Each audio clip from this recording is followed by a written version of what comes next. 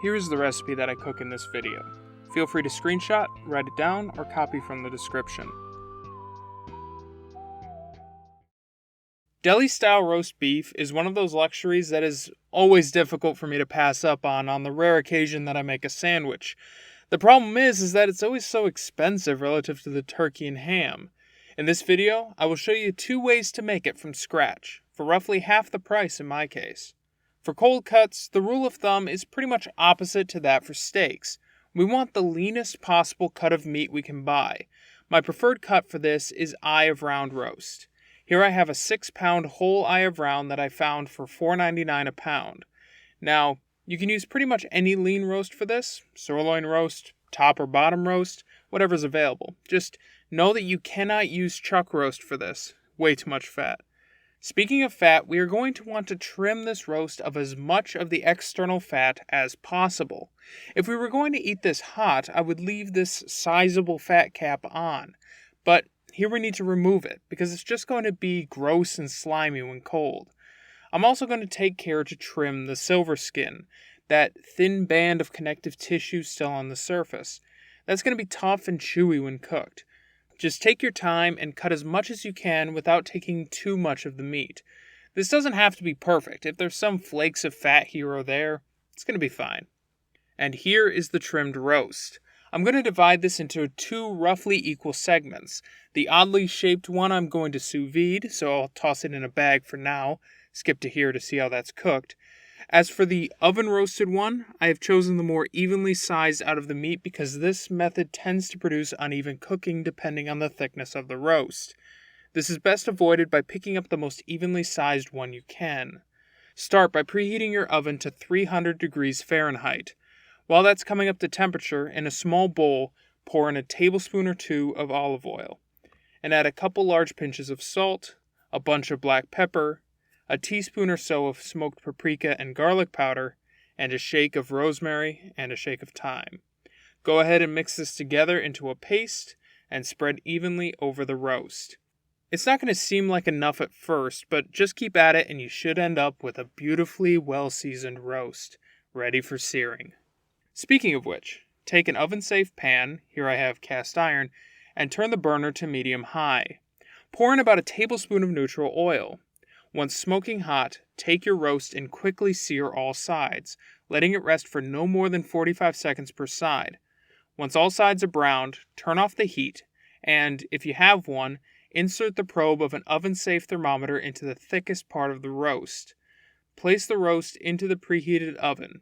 We are looking for an internal temperature of 129 degrees Fahrenheit, medium rare. This can take anywhere from 1 to 2 hours depending on the roast, so keep an eye on it. If it goes over 135, the meat will end up noticeably drier and less flavorful. Once done, remove the roast from the oven and immediately double wrap the roast with aluminum foil. Let that sit for about 10 minutes, then pop it in the fridge overnight. The next day, it is ready to eat. Just take it out of the foil, pat it dry with some towels, and slice. We are aiming for nice and pink in the middle. As you can see, it's mostly there, but we have some overcooked spots near the edge. Not a problem. To serve, first note the direction of the meat fibers. On eye of round it's very obvious. And cut against them into very thin strips, as thin as you can make them. The thinner the piece, the more tender it will be. Once you have the slices that you're going to use, rewrap the rest and throw it back in the fridge. It should keep for 3 to 5 days. The oven method gets you roast beef the quickest, outside of the store, but in my opinion we can get a better product via sous vide. The sous vide method first requires that we place the meat in a sealed bag for immersing in the hot water. I do not have a vacuum sealer, so I'll be using a different method. Regardless, before you seal the meat, we can add seasonings to the bag before it cooks to better infuse the flavor. To the bag, I'm going to add a couple large pinches of salt, a bunch of black pepper, a shake of rosemary and thyme, a teaspoon or so of smoked paprika and garlic powder, a few glugs of Worcestershire sauce, and, if you want a little smoky flavor, a few drops of liquid smoke. I won't tell if you won't. Just mix that up as best you can and bring it over to the cooking vessel filled with water. To seal this, I'm going to use the water displacement method. First, partially seal the bag, leaving a small section open to let the air out. Slowly lower it into the vessel of water. As you lower the bag in, the air will be forced out by the water, and you can completely seal it once the open section alone is peaking above the water. As you can see, not quite all of the air is eliminated, but it is close enough for the purposes of cooking sous vide. Just secure that in your vessel of choice and add in your sous vide machine. Plug that in and set for 131 degrees Fahrenheit for at least 16 hours and up to 24 hours. Cover it with something, I'm using foil, and let that go. Once it's done cooking, go ahead and remove it from the water. You will see that a large amount of liquid has been rendered out. Just cut a corner of the bag and drain it out. This liquid you can use for a variety of things, from pan sauces to gravy, but here we aren't going to use it for anything. As for the roast, remove it from the bag and pat it dry with some paper towels. It's going to look pretty unappetizing here, but we're going to sear it to get some roasted flavors.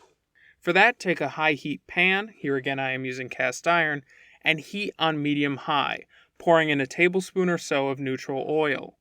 Once hot, add in your roast and sear on all sides, rotating every 30 to 40 seconds. We're not trying to cook this any more than it is, we're just developing the flavors. Once done, remove from the pan and double wrap with aluminum foil, and rest in the fridge overnight. The next day, it's ready to eat. Just remove the foil and pat it dry if necessary. Let's just slice it in half and see how we did. Alright, that is amazing. Sliced thin against the grain, that is just so tender and ready to fall apart on its own. So good. You cannot get that edge-to-edge medium rare with any other method. Compare that to the oven-roasted version and you can hopefully see the difference. Don't get me wrong, both methods produce amazing roast beef. And regardless, it completely destroys the store-bought stuff. Lately, I've been eating this on sandwich wraps. Just take a wrap, here I have a low-calorie option, and spread about a tablespoon of mayo. To this I add a bit of kosher salt and freshly ground black pepper, a few of our roast beef slices, some thinly sliced tomato, some pickled onions, recipe coming next week, and some shredded iceberg lettuce. Wrap tightly. This comes to about 350 calories total. To tell you the truth, that is just about the tastiest thing to come out of this kitchen, especially with those pickled onions balancing out the richness of that roast beef. Trust me, it's all worth the time commitment. And thank you for watching. This was a long time coming, so I apologize for the wait. The next video will be much sooner, I promise. And thank you all for the amazing reception to the last few videos, and I only hope that these can continue to be a help for you in your kitchen.